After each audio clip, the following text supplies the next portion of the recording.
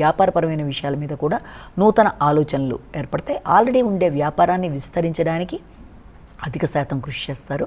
అక్కడ మీకు సామాన్య ఫలితాలు వచ్చే అవకాశం లాంటిది కనబడుతుంది.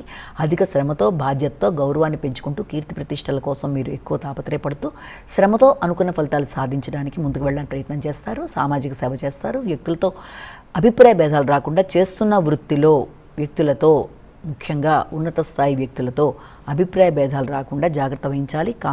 జాయింట్ వెంచర్స్ విషయంలో తగిన శ్రద్ధ తీసుకోవాలి.